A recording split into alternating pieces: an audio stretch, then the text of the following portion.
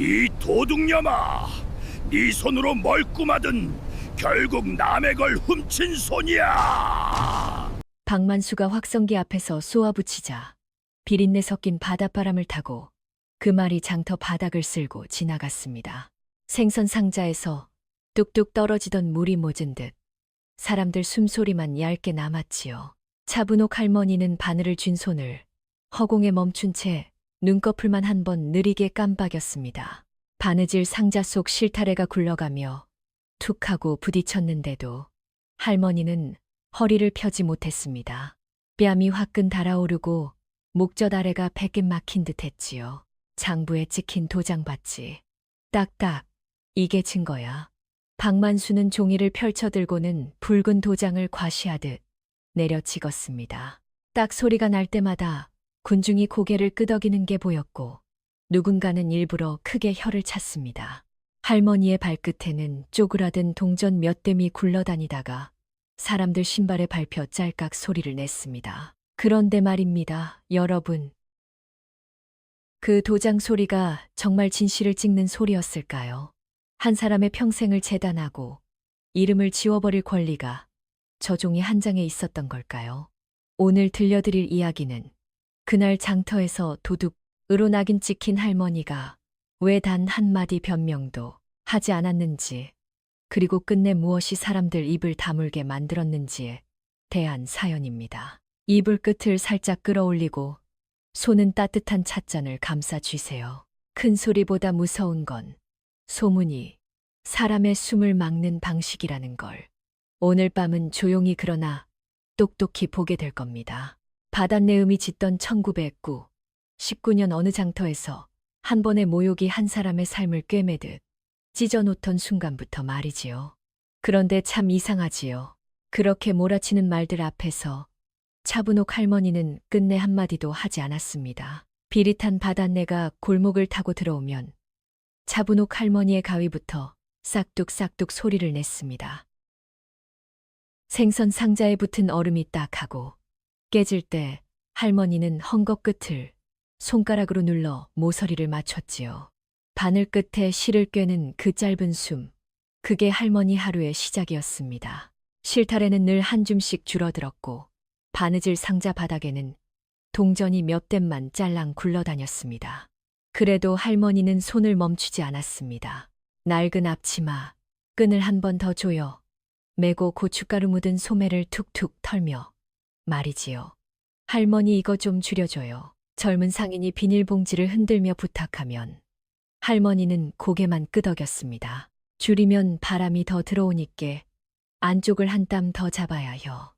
할머니가 낮게 일러주듯 중얼거리자 상인은 괜히 웃으며 뒤로 물러섰지요. 그 장터에는 말이 빠른 사람도 많았고 목소리가 큰 사람이 더 많았습니다. 누가 지나가며 한마디 던지면 그 말은 소금기 묻은 바람을 타고 금세 번졌습니다. 어디서 들었는데 하는 소리가 그렇다더라. 가 되고 그 다음엔 내가 봤다로 변해버리니 세상 참 무섭지요. 박만수는 그런 바람을 잘도 쥐고 흔드는 사람이었습니다. 그는 장터 한복판에 서서 종이 뭉치를 탁탁 정리하곤 했는데 붉은 도장을 꺼낼 때마다 사람들 눈빛이 달라졌습니다. 딱 하고 찍히는 소리 하나에 누군가는 고개를 숙이고 누군가는 입을 다물었습니다. 할머니는 그 소리가 싫었습니다. 바늘로 천을 꿰매는 사각사각 소리는 살리는 소리인데 도장 소리는 사람을 가르는 소리 같았거든요. 그래서 할머니는 늘 한 걸음 뒤로 물러나 자기 자리만 지키며 살았습니다. 그런 할머니 곁에는 최정임 할머니가 있었습니다. 정임 할머니는 생선 좌판 뒤에서 늘 작은 보자기를 품에 안고 다녔지요. 분호가 너는 남들 말에 너무 휘둘리지 마라. 정임 할머니가 입술을 굳게 다물고 속삭이면 차분옥 할머니는 고개를 끄덕이면서도 눈을 피했습니다. 두 사람은 크게 웃지도 크게 울지도 않았습니다.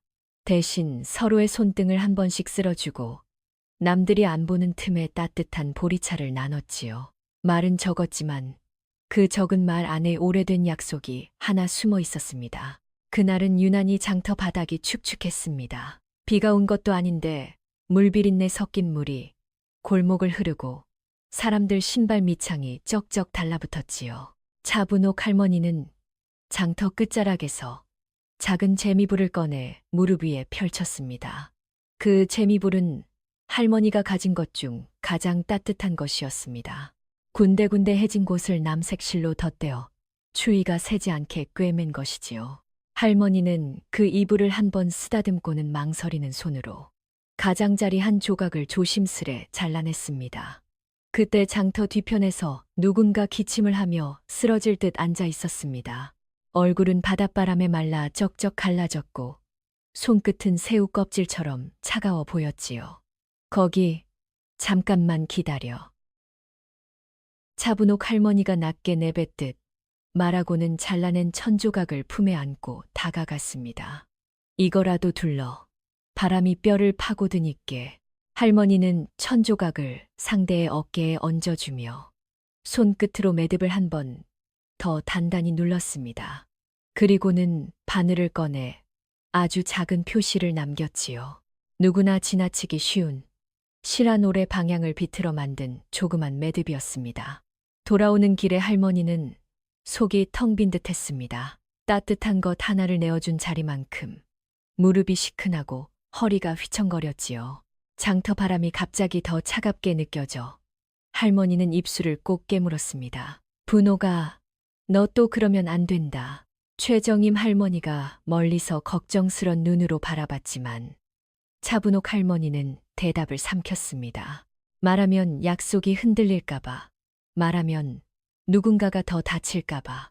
할머니는 입 안쪽으로 혀를 꾹 눌러 참았지요.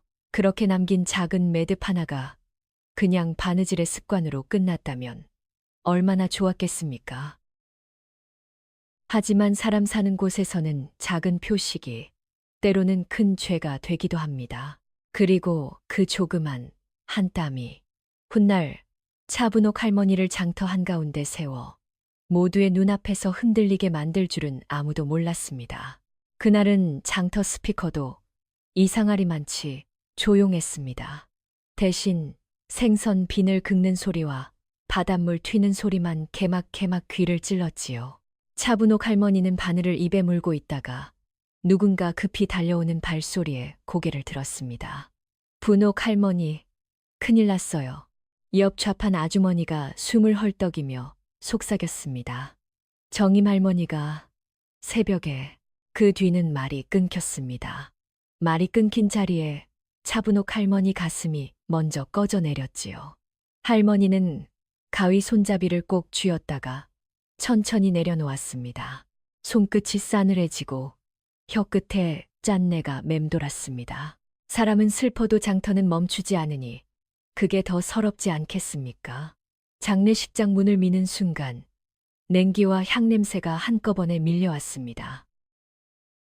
하얀 국화가 줄줄이 늘어서 있고 검은 양복 사이로 누군가 훌쩍이는 소리가 흑 새어 나왔지요. 차분옥 할머니는 손에 쥔 작은 보자기를 풀지도 못한 채 영정 앞에 서서 한참을 눈만 깜빡였습니다.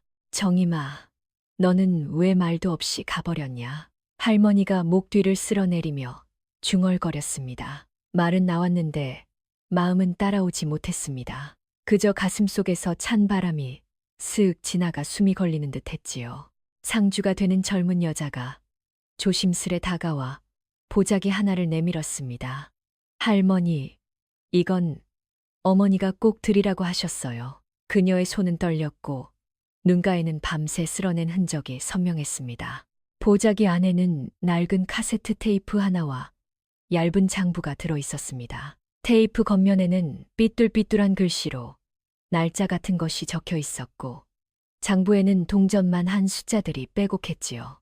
차분옥 할머니는 그걸 보는 순간 목젖이 꿀꺽 움직였습니다. 이거 틀어보면 안 되나요? 누군가 작게 물었지만 아무도 대답하지 않았습니다. 사람들 눈이 한꺼번에 테이프를 보고 또 한꺼번에 할머니를 보았습니다.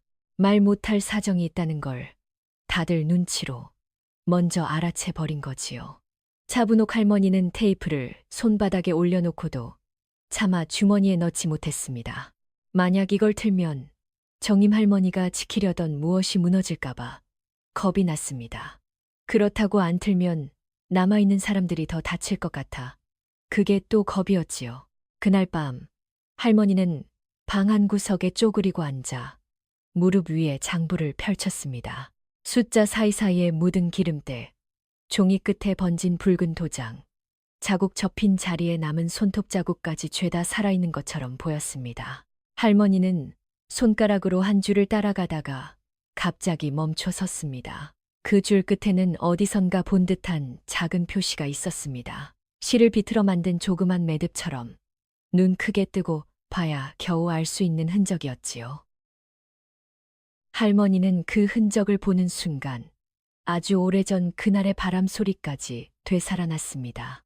젖은 골목 뒤편에서 기침하던 사람, 얼어붙은 어깨, 그리고 자신이 잘라내어 준 따뜻한 천조각, 둘러 바람이 독하다. 할머니는 그때도 그렇게 말했었습니다. 그런데 그 대가가 어찌나 빠르게 돌아왔던지요. 그날 이후로 할머니의 장터 자리는 자꾸 좁아졌습니다. 남의 일에 괜히 끼어들더라. 뭔가 숨기는 게 있다더라. 그런 말이 소금기처럼 붙어 떨어지질 않았지요. 할머니는 밤마다 기침을 삼키고 손가락 마디가 붓도록 바느질을 하면서도 누구에게도 하소연을 못했습니다. 정임 할머니가 남긴 건 고마움의 편지도 아니고 눈물 나는 유언도 아니었습니다. 오히려 입을 닫아야만 지킬 수 있는 약속, 그리고 입을 열어야만 살릴 수 있는 진실. 그 두 개를 한데 묶어 던져 놓은 것 같았지요. 차분옥 할머니는 테이프를 바라보다가 끝내 라디오 카세트의 덮개에 손을 얹고도 열지 못했습니다. 정임아, 내가 지금 입을 열면 너는 편하겠니? 할머니가 혼잣말을 삼키듯 속삭였습니다. 그런데 바로 그때였습니다. 문 밖에서 똑똑 조심스런 노크 소리가 들리더니 낯선 남자 목소리가 낮게 울렸지요. 차분옥 할머니 맞으십니까? 윤태성이 문틈으로 얼굴을 내밀며 물었습니다. 그는 손에 서류 봉투를 쥐고 있었고 눈빛은 급했지만 어딘가 떨리는 빛이 섞여 있었습니다. 최정임 할머니가 돌아가시기 전에 마지막으로 누굴 피해서 이걸 숨겼는지 알고 계십니까? 그 한마디에 차분옥 할머니 얼굴에서 피가 싹 가셨습니다. 윤태성은 문턱을 넘지도 못한 채 서류 봉투를 두 손으로 꼭 쥐고 있었습니다. 그의 손끝은 땀에 젖어 봉투 모서리가 축 늘어졌지요. 차분옥 할머니 잠깐만요. 그가 숨을 고르며 말했다. 지금 장례식장에 온 사람들 말이 제각각입니다. 저는 확인해야 합니다. 차분옥 할머니는 문을 반쯤만 열어둔 채 안쪽 어둠으로 몸을 숨기듯 서 있었습니다. 확인 할머니가 코웃음을 치듯 되물었습니다. 사람 마음은 종이에 안 찍힌다. 내 서류 봉투에 그게 들어있냐. 마음은 몰라도 기록은 남습니다. 윤태성은 말끝을 세웠다가 곧바로 후회가 올라오는 걸 느꼈습니다. 눈앞에 할머니가 도망치는 얼굴이 아니라 버티는 얼굴이라는 걸 그는 아직 배운 적이 없었지요. 최정임 할머니가 숨겼다는 물건이 있습니다. 그걸 마지막으로 만진 사람, 혹시 할머니 아니십니까? 나는 아무것도 숨긴 적 없다. 차분옥 할머니가 단호하게 잘랐습니다. 그리고 죽은 사람 이름을 그렇게 함부로 입에 올리지 마라. 말은 차가웠지만 눈가에는 젖은 빛이 얇게 깔려 있었습니다. 말로 막아야만 견딜 수 있는 슬픔이란 것도 있는 법이지요. 윤태성은 봉투에서 종이를 꺼내 펼쳤습니다. 종이 위에는 빼곡한 글자와 도장이 찍혀 있었고 그는 그 도장을 정답처럼 믿고 싶었습니다. 여기요. 정임 할머니 명의로 나온 지원금 신청서 그리고 누락된 영수증. 그가 종이를 들이밀며 말했다. 누군가 돈을 빼돌렸다는 신고도 들어왔습니다. 지원금. 차분옥 할머니는 종이 끝만 힐끗 보더니 시선을 돌렸습니다. 그 돈이 사람 살리는 돈이기도 하지만 사람 죽이는 말이 되기도 한다. 너는 아직 그걸 모르지. 모르면 배우면 됩니다. 윤태성이 참지 못하고 목소리를 높였다가 이내 낮추었습니다. 할머니, 제가 지금 급합니다. 장터에서 이미 소문이 돌아요. 누가 손해를 봤는지, 누가 거짓말을 하는지 빨리 갈라야 합니다. 차분옥 할머니는 한숨을 길게 내쉬었습니다. 갈라, 할머니가 씁쓸하게 웃었습니다. 젊은 것들은 뭐든 갈라야 속이 시원하더라. 흰 것, 검은 것, 맞는 것, 틀린 것. 그러고는 윤태성의 눈을 똑바로 보았습니다. 그런데 어떤 일은 갈라놓는 순간 더 망가진다. 윤태성은 순간 자신이 들고 있는 종이가 칼처럼 보였습니다. 그는 종이를 다시 봉투에 넣으며 물었습니다. 그럼 왜 입을 닫으셨어요? 할머니가 아는 걸 말하면 소문이 멈출 수도 있습니다. 차분옥 할머니는 잠깐 입술을 깨물었습니다. 말 한마디가 정임 할머니의 영정 앞에서 들렸던 훌쩍임을 다시 불러올까 두려웠지요. 나는 할머니가 낮게 말했다. 죄가 있어서 입을 닫은 게 아니다. 윤태성의 눈이 흔들렸습니다. 그럼요, 약속이 있어서다. 차분옥 할머니는 그 한마디를 내뱉고 마치 혀끝이 데인 사람처럼 고개를 돌렸습니다. 정임이가 살아있을 때 나한테 부탁한 게 있다. 그건 그 사람 숨이 끊어졌다고 해서 가벼워지는 부탁이 아니야. 윤태성은 그제야 서류보다 먼저 있는 것이 있음을 느꼈습니다. 그는 조급함을 삼키며 말했다. 약속이 누구를 지키는 겁니까? 정임 할머니요? 아니면 다른 사람요? 차분옥 할머니는 대답 대신 방 안쪽으로 돌아섰습니다. 잠깐 뒤 할머니는 낡은 장부와 카세트 테이프를 꺼내 윤태성 앞에 내려놓았습니다. 이게 네가 찾는 거다. 할머니가 말했다. 그런데 이걸 틀면 내가 생각하는 범인만 나오는 게 아닐 수도 있다. 윤태성은 테이프를 집어 들었다가 손을 멈췄습니다. 테이프 겉면에 삐뚤한 글씨, 그리고 장부 귀퉁이에 찍힌 작은 표시가 눈에 들어왔지요. 그는 본능적으로 물었습니다. 이 표시 바느질 매듭 같네요. 누가 이렇게 해놨습니까? 내가 했다. 차분옥 할머니가 짧게 답했습니다. 겉으로는 아무것도 아닌 것처럼 보이게. 그래야 오래 버틴다. 할머니는 윤태성의 손이 떨리는 걸 보고도 모른 척했습니다. 젊은 사람의 떨림은 무서움이 아니라 책임의 시작일 때가 많으니까요. 윤태성은 한 걸음 물러나 깊게 숨을 들이마셨습니다. 할머니, 제가 질문을 잘못했습니다. 그가 조심스레 말했다. 제가 묻고 싶은 건 할머니가 뭘 숨겼냐가 아니라 할머니가 뭘 지키려 하셨냐입니다. 차분옥 할머니의 눈이 아주 잠깐 풀렸습니다. 그 말, 이제야 사람 말 같다. 할머니는 테이프를 가리켰습니다. 틀기 전에 약속부터 해라. 누가 나오든 네가 먼저 소리 높이지 말 것. 장터는 소리 큰 놈이 이기는 곳이 아니라 소리 큰 놈 때문에 사람이 죽는 곳이기도 하다. 윤태성은 고개를 끄덕였습니다. 약속합니다. 그가 단단히 말했다. 대신 할머니도 약속해 주세요. 제가 묻는 걸 도망치지 말아주세요. 저는 제대로 묻겠습니다. 두 사람은 낡은 라디오 카세트를 가운데 두고 마주 앉았습니다. 윤태성은 테이프 덮개를 열려 손을 뻗었고 차분옥 할머니는 장부를 펴서 표시가 있는 줄을 짚었습니다. 방 안 공기가 한순간 딱 굳어버렸지요. 바로 그때였습니다. 밖에서 확성기 소리가 거칠게 터져 나왔습니다. 장터 사람들 다 모이쇼. 지금 당장. 익숙한 목소리, 박만수의 목소리였습니다. 이어서 종이장을 탁탁 치는 소리와 함께 누군가 문을 세게 두드렸습니다. 차분옥 할머니, 나와서 설명하시오. 박만수의 말이 문틈으로 파고들었습니다. 서류가 여기 있다니까. 도장 찍힌 거 증거가 있다니까. 윤태성의 손이 테이프 위에서 멈췄고 차분옥 할머니는 장부를 덮으며 아주 조용히 중얼거렸습니다. 보아라. 내가 열기도 전에 저 사람은 이미 찍어놨다.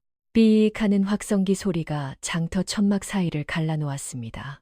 생선 비린내와 젖은 종이 냄새가 뒤섞인 바람 속에서 사람들은 손에 쥔 비닐봉지를 놓지도 못한 채 하나둘씩 소리나는 쪽으로 몸을 끌려가듯 모여들었지요. 박만수는 장터 한가운데 놓인 나무 상자 위에 올라섰습니다. 그는 서류철을 번쩍 들고 도장이 찍힌 종이를 펄럭이며 말끝을 또렷하게 세웠습니다. 다 들으시오. 소문이 아니라 여기 찍힌 거 쓰이소. 그가 목에 힘을 주어 외쳤습니다. 사람들 사이에서 뭐가 찍혔다냐. 도장 찍혔으면 끝난 거 아냐 하는 웅성거림이 물결처럼 번졌습니다. 박만수는 그 웅성거림을 기다렸다는 듯 고개를 끄덕이며 종이 한 장을 앞으로 내밀었습니다. 붉은 잉크가 선명하게 박힌 도장이 마치 사람 목에 거는 표식처럼 보였지요. 차분옥 할머니 박만수가 손가락으로 허공을 찍었습니다. 할머니 이름이 여기 있어. 그리고 돈이 여기서 세었어. 장터 사람들, 등골 빼먹는 짓이 그냥 넘어갈 일인가. 그 순간 차분옥 할머니는 사람들 뒤에서 조용히 앞으로 밀려 나왔습니다. 낡은 앞치마끈이 비틀어져 있고 손끝에는 실밥이 아직도 남아 있었지요. 할머니는 입을 열지 않았습니다. 그 침묵이 오히려 사람들의 혀를 더 바쁘게 만들었습니다. 말을 해봐요, 할머니. 누군가가 비웃듯 던졌고 다른 누군가는 그럴 줄 알았다니까 하며 혀를 찼습니다. 차분옥 할머니는 눈을 내리깔고 마른 손으로 앞치마, 자락만 쥐었다, 놓았다 했습니다. 가슴속에서 무언가가 탁 막혀 올라오는데도 꾹 눌러 삼키는 얼굴이었지요. 윤태성은 사람들 틈을 헤치며 앞으로 나섰습니다. 박만수 씨, 이건 아직 조사 중입니다. 그가 최대한 침착하게 말했지만 젊은 목소리는 확성기 앞에서 쉽게 묻혀버렸습니다. 도장 하나로 결론을 내리면 안 됩니다. 박만수는 그 말을 기다렸다는 듯 비웃음 섞인 숨을 내뿜었습니다. 조사. 그가 서류철을 탁탁 두드렸습니다. 조사는 이미 끝났어. 사람들은 느끼고 종이는 증명하지. 이 도장 소리 들리오. 그는 도장을 들어 종이 위에 다시 한번 눌렀습니다. 딱 하는 소리가 장터에 울렸지요. 그리고 그는 마치 그 딱 소리로 사람들의 마음까지 찍어버리려는 듯 종이를 한 장 더 꺼내 들었습니다. 여기 누락된 영수증. 여기 이상한 장부. 그는 한 줄씩 읽어내려가며 고개를 끄덕였습니다. 사람들은 박만수의 고개 끄덕임에 맞춰 자기들도 맞다는 표정을 지었습니다. 차분옥 할머니는 그 종이를 한 번도 빼앗으려 하지 않았습니다. 윤태성은 그 모습에서 이상한 기운을 느꼈습니다. 억울하면 소리부터 나오는 법인데 할머니는 소리를 내지 않았습니다. 마치 누군가의 이름을 지키기 위해 자기 이름을 더럽히는 쪽을 택한 사람처럼 말이지요. 박만수는 갑자기 종이 한 장을 거칠게 찢어버렸습니다. 제각하는 소리와 함께 하얀 종이 조각이 바닥에 흩어졌고 사람들은 그 찢어진 조각을 죄의 조각처럼 내려다보았습니다. 이런 종이 쪼가리 하나 없어진다고 세상이 무너지나 하지만 믿음이 무너지지. 박만수가 목청을 높였습니다. 그 말이 끝나기도 전에 장터 구석에서 누군가가 외쳤습니다. 할머니, 장터 자리 내놔요. 우리도 먹고 살아야지. 다른 쪽에서는 장례식장도 어딜 뻔뻔하게 가려고 하는 소리가 튀어나왔습니다. 차분옥 할머니의 얼굴이 순간 새하얗게 질렸지만 그래도 입은 열리지 않았지요. 윤태성은 이를 악물었습니다. 그는 박만수의 손에 쥔 서류를 똑바로 보았습니다. 도장 자국이 유난히 진한 부분, 잉크가 번져나간 가장자리, 종이 모서리에 묻은 젖은 자국이 눈에 들어왔습니다. 그리고 그 아래 숫자들이 보였습니다. 큰 돈이 아니라 1,000원, 2,000원, 500원 같은 작은 숫자들이었지요. 그는 바닥에 흩어진 종이 조각 중 하나를 조심스레 주워 손바닥에 펼쳤습니다. 찢어진 결이 일정하지 않았고 글씨의 먹색이 다른 부분과 미묘하게 달랐습니다. 이건 윤태성은 혼잣말처럼 중얼거렸다. 같은 장부에서 찢어진 게 아닐 수도 있어요.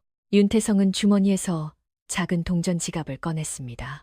그는 장터에서 심부름꾼에게 건네는 잔돈처럼 누군가의 손을 거쳐 다니는 돈의 흐름을 떠올렸습니다. 큰 돈은 눈에 띄지만 작은 돈은 숨어요.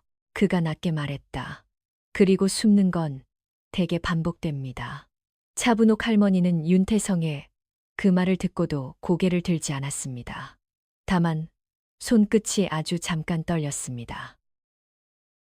윤태성은 그 떨림이 두려움인지 결심인지 가늠하려 했지만 장터의 소음이 생각을 끊어놓았습니다.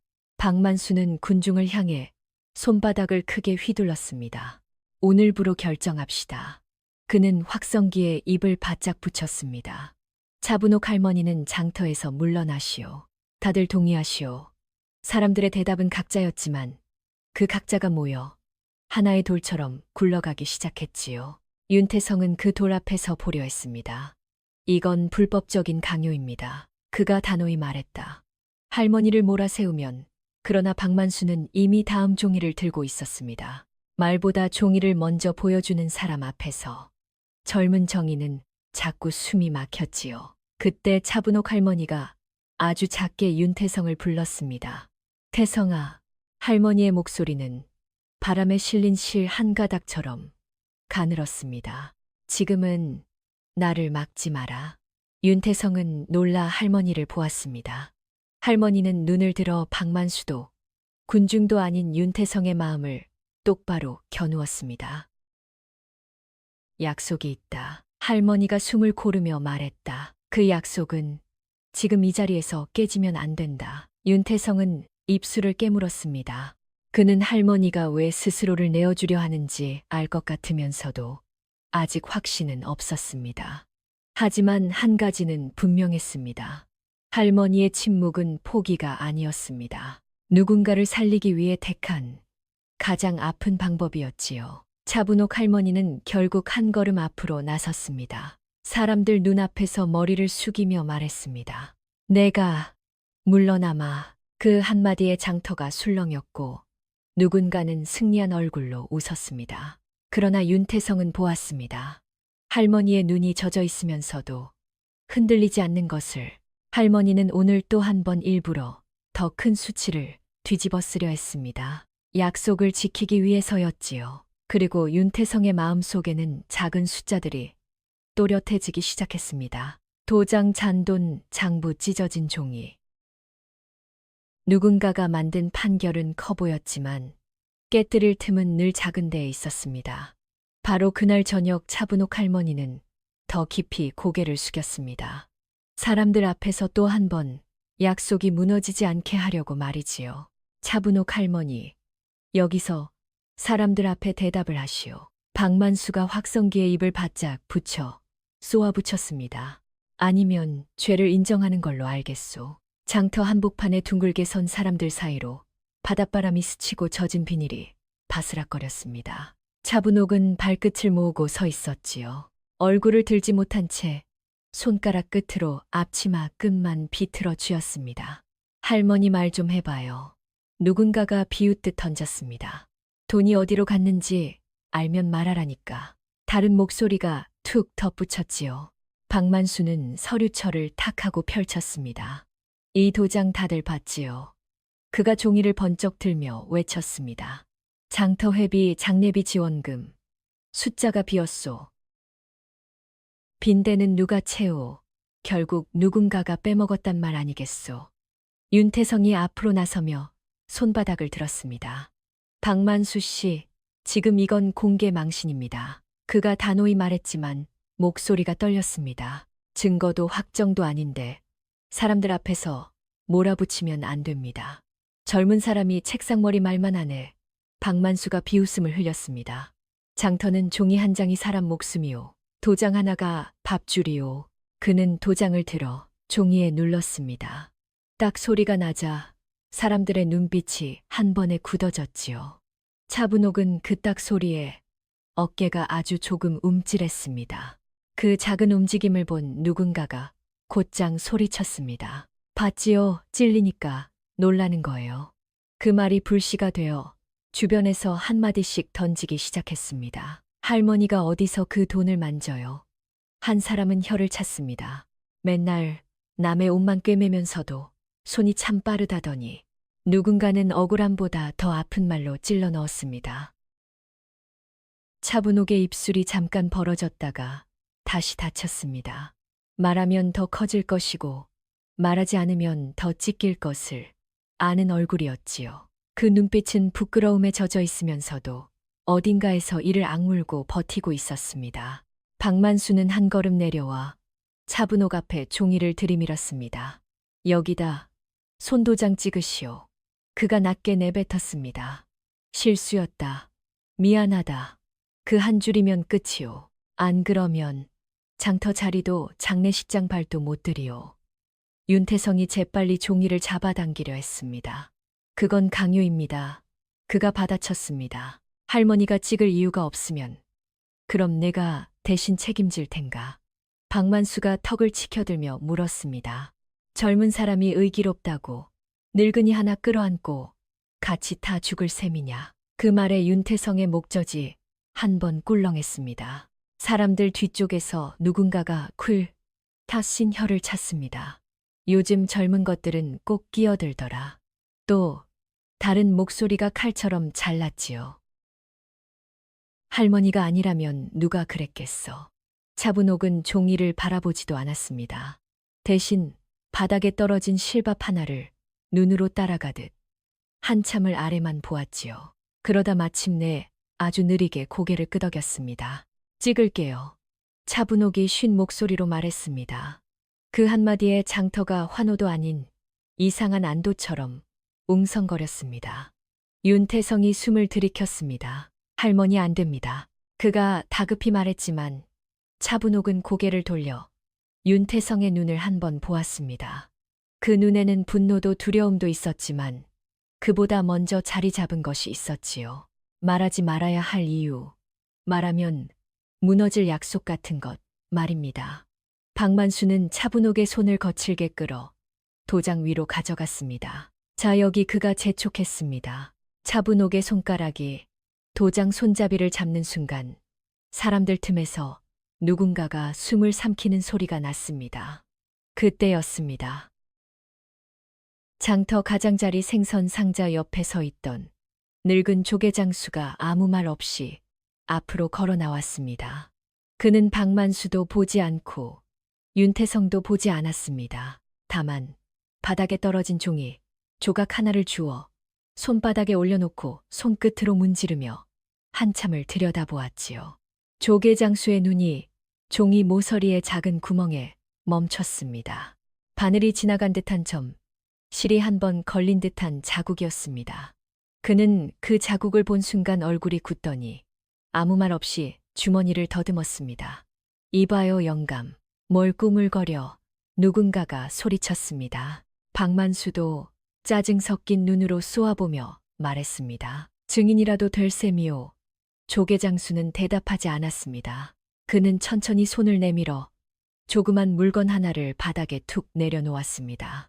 낡은 단추 하나, 단추에 감긴 짧은 실 한 토막, 그리고 실 끝에 남은 작은 매듭이었지요. 그 순간 바닷바람 소리만 남고 장터가 뚝 잠잠해졌습니다. 그리고 바로 다음 순간 누군가가 멀리서 다급하게 뛰어오며 외쳤습니다. 큰일 났소. 박만수 씨가 찾는 그 장부 누가 먼저 가져갔답니다. 큰일 났소. 장부를 누가 먼저 가져갔답니다. 숨이 턱끝까지 찬 사내가 소리치자 잠잠하던 장터가 한순간에 끓어오르기 시작했습니다. 박만수는 그 말을 기다렸다는 듯 입꼬리를 비틀었습니다. 거봐라, 거봐. 그가 확성기로 질러댔지요. 장부를 먼저 빼돌린 사람이 누군지 이제 딱 보이잖소. 윤태성. 내가 데리고 온 그 영감이요. 윤태성은 얼굴이 굳은 채 앞으로 나섰습니다. 장부를 가져간 사람을 봤습니까? 그가 단칼에 끊었습니다. 모르는 걸로 사람을 죄인 만들지 마세요. 박만수는 손가락으로 조계장수를 콕 찔렀습니다. 이 영감이 아까 뭘 떨어뜨렸지? 그가 비웃듯 묻자 주변에서 수군거림이 번져 나갔습니다. 단추, 실, 그런 걸 왜 지금 꺼내? 누군가가 고함치자 조계장수는 입술만 달싹거리며 뒷걸음질 쳤지요. 증거랍시고 장난질하더니 장부까지 없애. 박만수가 종이 한 장을 번쩍 들었습니다. 이 영감 빅문서도 있소. 장터 회비 밀린 게 한두 번이 아니야. 그가 일부러 크게 읽어내리자 사람들의 눈빛이 조계장수에게 박혔습니다. 윤태성은 그 종이를 낚아채려다 멈칫했습니다. 그건 지금 상관없는 일입니다. 그가 억눌러 말했습니다. 장부가 없어졌다는 사실과 이분이 무슨 관련이 있는지부터 박만수는 기다렸다는 듯 도장을 들이밀었습니다. 딱딱딱 상관이 없긴 뭐가 없어. 그가 종이에 도장을 찍어 나가며 소리쳤습니다. 거짓 증언 업무방해, 장터 질서, 물란 빨간 도장이 찍힐 때마다 사람들 마음에도 도장이 하나씩 찍히는 듯 했지요. 조계장수의 손이 덜덜 떨렸습니다. 나는 그저 그가 목이 메어 내뱉었지만 말끝은 바닷바람에 찢기듯 흩어졌습니다. 누군가가 팔을 잡아 끌자 늙은 어깨가 휘청하고 꺾였습니다. 그때 차분옥은 조계장수의 손목에서 푸른 멍을 보았습니다. 시장 바닥에서 넘어져도 바다에서 일하다 다쳐도 그 나이엔 멍이 쉽게 피지요. 그런데 그 멍 위로 더 아픈 것이 덮여 올라오고 있었습니다. 거짓말쟁이라는 글자 없는 돌멩이가 말입니다. 박만수는 윤태성 쪽으로 몸을 캔 돌렸습니다. 그리고 그가 이를 드러내며 윽박질렀습니다. 네가 이 영감시켜서 판을 흔든 거지. 젊은 놈이 실적 올리겠다고 장터를 시험대 삼아.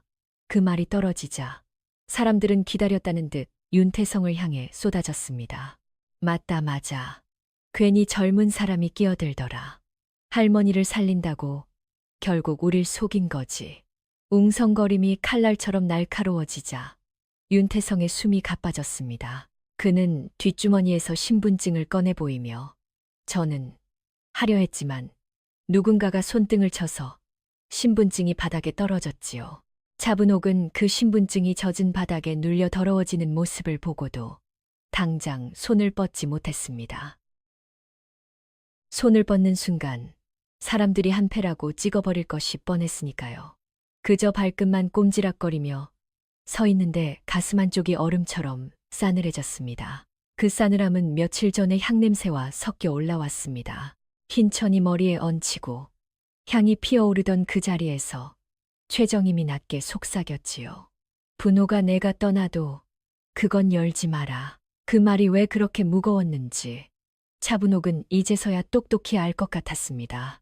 윤태성은 조계장수 앞을 막아 섰습니다. 이분을 건드리면 안 됩니다. 그가 이를 악물고 말했지요.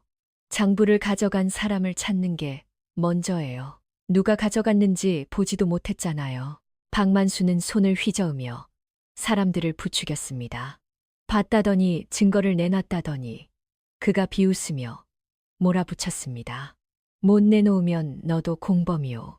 오늘 여기서 끝내자고 그러곤 누군가에게 눈짓을 했고 장터회관 쪽에서 두 사람이 급히 달려 나왔습니다. 두 사람은 조계장수를 가운데 끼고 끌기 시작했습니다.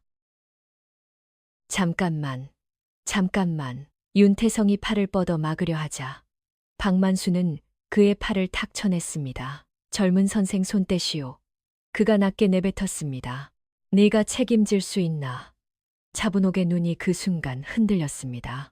조계장수는 입술을 깨물고 있었고 윤태성은 홀로 서서 사방에서 밀려오는 시선을 맞고 있었습니다. 차분옥은 자신이 한 번만 입을 열면 윤태성이 덜 맞을 것을 알고 있었습니다. 그런데 그 한 번이 최정임의 이름을 세상에 끌어올릴 수도 있다는 것도 알고 있었지요.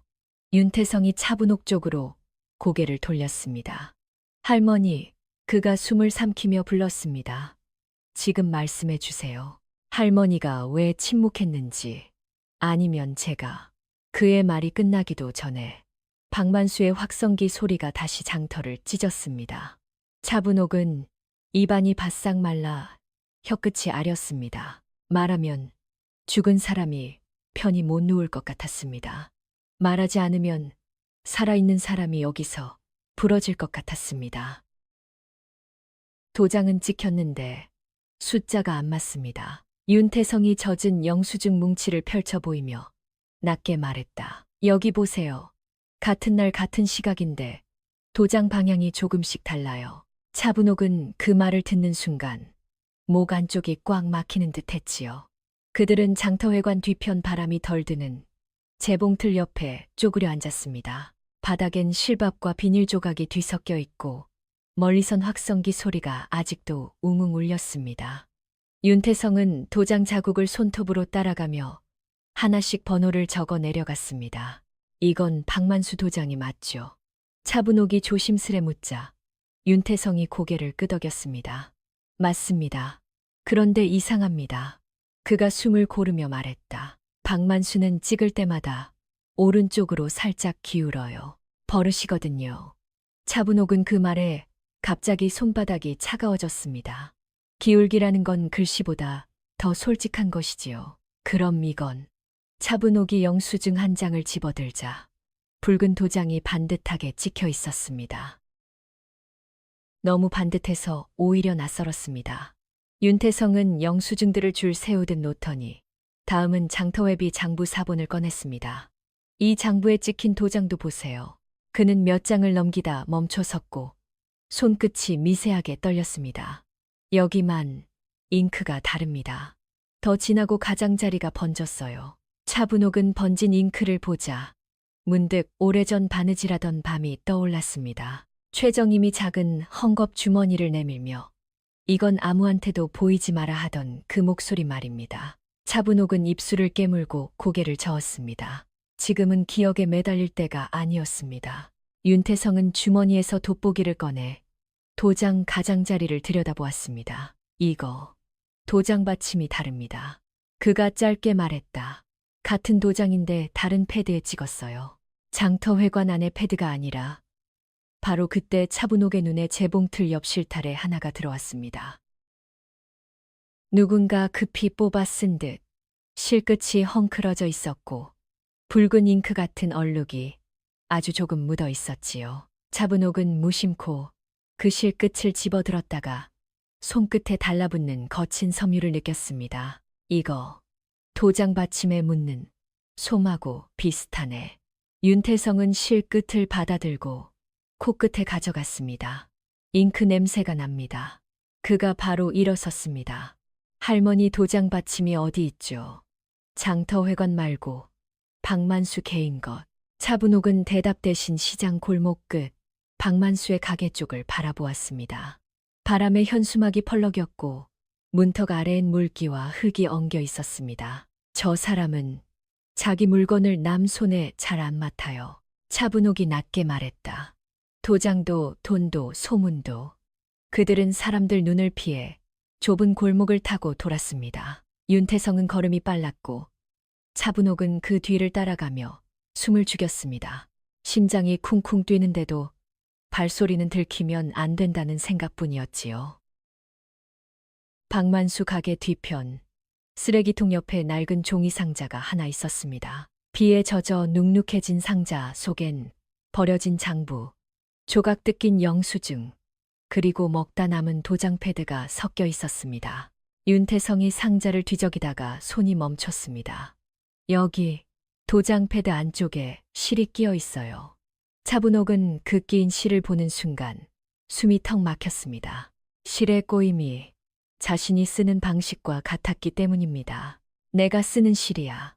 차분옥이 거의 속삭이듯 말했다. 정임이한테도 이 실로 많이 꿰매줬지. 윤태성은 차분옥의 얼굴을 똑바로 보았습니다. 최정임 할머니가 남긴 유품, 혹시 헝겊 주머니였습니까? 그가 조심스레 물었습니다. 차분옥은 잠시 망설이다 떨리는 손으로 자신의 옷 속에서 작은 주머니를 꺼냈습니다. 바느질 선이 한 번 꺾였다가 다시 이어지는 아주 사소한 버릇이 그 주머니 입구에 남아 있었지요. 윤태성은 주머니 입구의 바느질을 손끝으로 더듬었습니다. 이렇게 한 번 꺾이는 바느질, 흔하지 않습니다. 그가 숨을 들이마셨습니다. 박만수 쪽 도장 패드에 낀 실도 같은 꺾임이 있어요. 누군가가 이 주머니를 열거나 이 실을 쓴 사람이 도장 패드를 만졌다는 뜻입니다. 차분옥의 가슴이 답답하게 조여왔습니다. 정임의 부탁은 열지 말라였고 지금 눈앞의 실은 열어야 한다고 끌어당기고 있었습니다. 차분옥은 손가락 끝이 하얗게 될 때까지 주머니를 움켜쥐었습니다. 그러다 마침내 아주 천천히 매듭을 풀었습니다. 주머니 안에는 작은 카세트 테이프가 들어 있었습니다. 라벨엔 흐릿한 글씨로 날짜와 장터회관이라는 단어가 적혀 있었습니다. 윤태성이 테이프를 들어 올리자 차분옥의 손이 더 크게 떨렸습니다. 정임아, 차분옥이 아주 작게 불렀지요. 윤태성은 카세트 테이프를 자신의 작은 재생기에 끼웠습니다. 그리고 재생 버튼을 누르는 순간 바람 소리와 함께 낮고 또렷한 목소리가 흘러나왔습니다. 박만수 씨, 그 도장으로 사람을 죽이지 마시오. 목소리는 떨렸지만 끝은 단단했습니다. 차분옥은 그 한마디에 눈앞이 번쩍 밝아지는 듯 했습니다. 도장 장부 소문. 그리고 자신이 숨겨온 침묵이 한 줄로 꿰어졌지요. 그런데 동시에 목덜미로 식은땀이 흘렀습니다. 테이프 속 다음 말이 살아있는 누군가를 다른 방식으로 끝장낼 수 있다는 예감이 들었기 때문입니다. 윤태성도 그걸 느꼈는지 재생 버튼 위에 손가락을 얹은 채 멈칫했습니다. 할머니, 이걸 공개하면 박만수는 무너지겠죠. 그가 숨을 삼키며 말했다. 하지만 이 안에 이름이 나오면 그 사람은 장터에서 다시는 못 살아갈 겁니다. 차분옥은 입술을 깨물고 고개를 들었습니다. 그래도 그녀가 떨리는 목소리로 말했다. 진실을 쥐고도 또 침묵하라는 말이냐. 박만수 씨, 그 도장은 사람을 살리는 데 쓰라고 있는 겁니다. 윤태성이 장터회관 책상 앞에 서서 또렷이 말했다. 그런데 지금까지 그 도장은 사람을 눌러 죽이는 데 쓰였습니다. 회관 안은 숨소리조차 조심스러운 고요로 가득했습니다. 장사꾼들이 들고 온 장부와 종이 뭉치가 책상 위에 쌓였고 유리창 너머로는 겨울 햇빛이 비스듬히 흘러들었지요. 차분옥은 뒤쪽에 서서 손가락 끝을 꼭 쥐었습니다. 입을 열면 누군가가 부서질 것 같았고 입을 다물면 또 누군가가 더 부서질 것 같았습니다. 아니, 저 젊은이가 뭘 안다고. 박만수가 웃음 섞인 소리로 끼어들었습니다. 장터는 장터법이 있는 거야. 종이 몇 장으로 사람을 재단하겠다는 거냐. 그 말에 몇몇이 고개를 끄덕였고 몇몇은 눈을 피했습니다. 윤태성은 흥분하지 않았습니다. 오히려 손바닥을 펴서 종이를 한 장씩 차례대로 내려놓았습니다. 여기 같은 날, 같은 시각의 영수증입니다. 그가 종이를 가리키며 말했다. 도장 기울기가 다릅니다. 박만수 씨 도장은 늘 오른쪽으로 살짝 기울죠. 그런데 이건 반듯합니다. 사람들 사이에서 하는 소리가 새어나왔습니다. 박만수의 눈썹이 미세하게 꿈틀했지요. 그는 웃음을 거두지 않으려는 듯 입꼬리를 올렸지만 손끝이 책상 모서리를 두드리는 속도는 빨라졌습니다. 윤태성은 다음 장부를 펼쳤습니다. 그리고 이 페이지, 그는 붉은 자국이 번진 곳을 짚었습니다. 잉크가 다릅니다. 도장 받침이 장터회관 것과 달라요. 그가 잠깐 숨을 고르더니 작은 실, 한 올을 핀셋으로 들어 올렸습니다. 여기 끼어있던 실입니다. 재봉틀 실입니다. 그 순간 차분옥의 가슴이 철렁 내려앉았습니다. 사람들의 시선이 서서히 그녀 쪽으로 모여들었습니다. 누군가가 수군댔습니다. 저 할머니가 재봉틀 쓰잖아. 또 누군가가 못마땅한 목소리로 중얼거렸지요. 그래서 저런데도 손댔나. 윤태성은 그 시선을 단칼에 끊어냈습니다.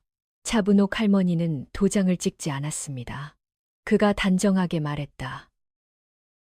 실이 있다는 건 누군가가 재봉틀 주변에서 도장 받침을 만졌다는 뜻입니다. 그리고 그 누군가는 장터회관이 아닌 곳에서 도장을 찍었습니다. 박만수가 책상을 탕치며 일어섰습니다. 그만에 그가 목청을 높였습니다. 사람을 죄인 만들 생각이냐. 난 장터를 위해서 말이 채 끝나기도 전에 윤태성이 종이 한 장을 맨 위에 올려놓았습니다.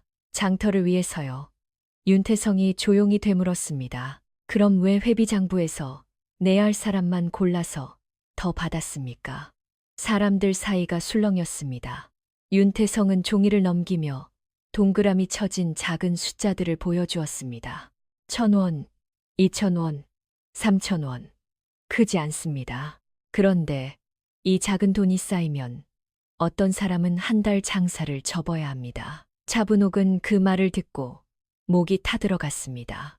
그녀는 한 번도 큰 돈을 바란 적이 없었습니다. 다만 정임의 손을 잡아주던 그날처럼 사람답게 살게 해달라는 마음뿐이었지요.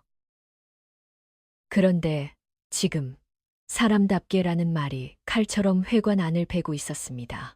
윤태성은 마지막으로 작은 카세트 테이프를 조심스레 올려놓았습니다.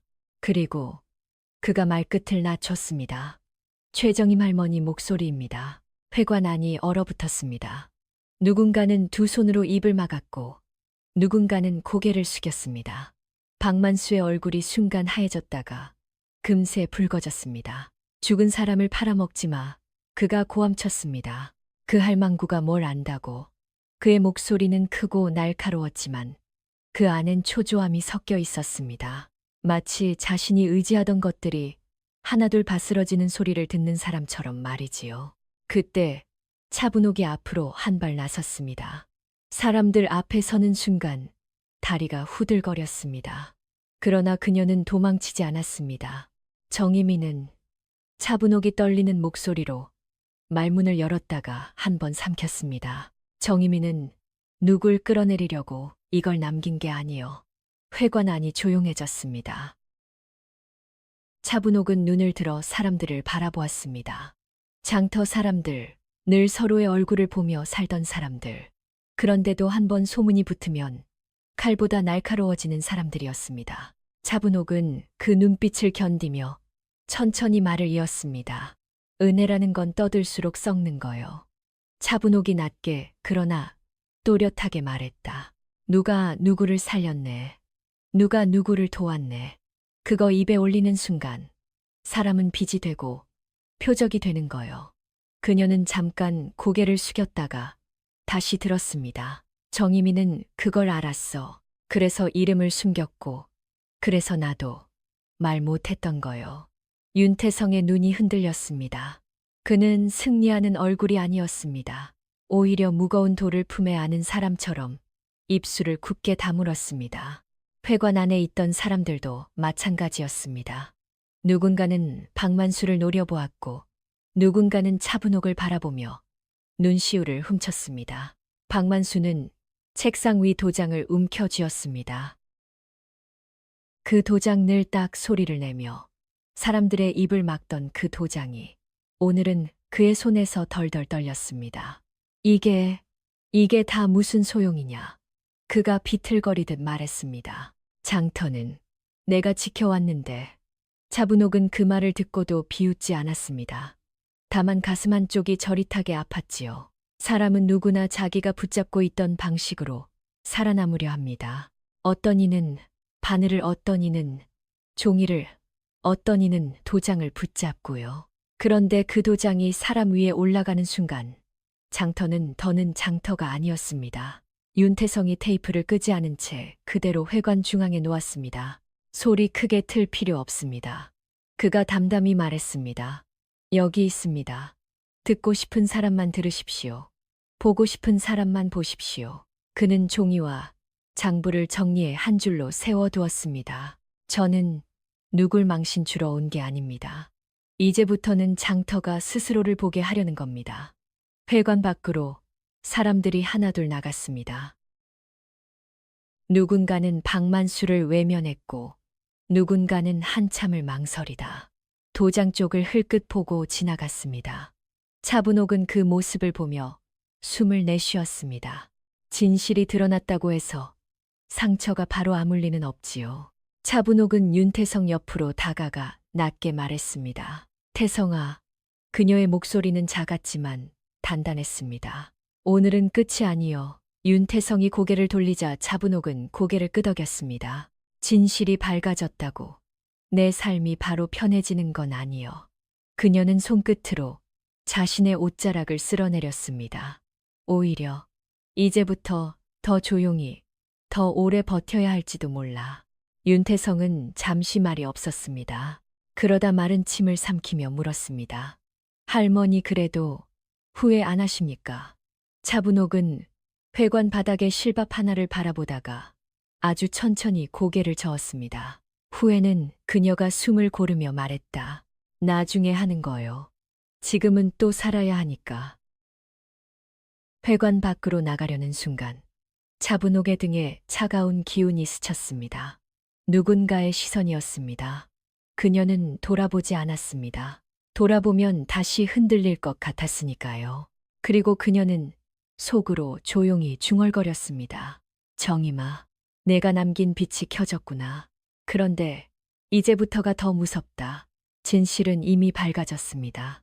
하지만 차분옥의 삶이 과연 정말로 조용해질 수 있을까요? 장터는 다음 날 아침이 되어서도 어제의 소란을 다 삼키지 못한 얼굴이었습니다. 비린내와 젖은 비닐 냄새 사이로 사람들 눈빛이 아직도 날이 서 있었지요. 그래도 누군가 큰 소리로 이름을 찍어 누르던 자리는 비어 있었습니다. 차분옥은 평소처럼 재봉틀 앞에 앉았습니다. 발판을 밟자 드르륵 드르륵 얌전한 소리가 나고 바늘 끝이 천을 콕콕 찍으며 지나갔지요.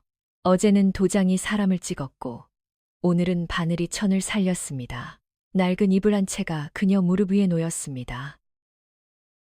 군데군데 솜이 삐져나와 누렇게 숨을 쉬고 있었지요. 차분옥은 손바닥으로 이불을 한번 쓸어내리고 실을 꿰어 조용히 꿰맸습니다. 누구도 알아주지 않아도 이불은 다시 따뜻해져야 했습니다. 윤태성이 장터 끝에서 걸어왔습니다. 어제의 기세는 없고 어깨가 조금 내려앉아 있었지요. 그는 먼저 고개를 숙였습니다. 할머니 어제 제가 너무 앞장섰죠. 그가 낮게 사과하자 차분옥은 바늘을 멈추지 않은 채 대답했습니다. 젊은 사람은 앞장서는 법이요. 대신 뒤도 좀 보면서 가면 되는 거지. 윤태성은 책상 위에 종이봉투 하나를 올려놓았습니다. 이건 남은 서류랑 그 테이프입니다. 그가 조심스럽게 말하자 차분옥은 손을 멈추고 봉투를 한번 바라보았습니다. 봉투는 가벼워 보였지만 그 안의 무게는 장터만큼이나 무거웠지요. 차분옥은 봉투를 받아 서랍 깊숙한 곳에 넣었습니다. 그리고 서랍을 닫으며 손끝으로 나무결을 한번 눌렀습니다. 태성아, 그녀가 조용히 불렀습니다. 그 이름을 여기저기서 꺼내지 마라.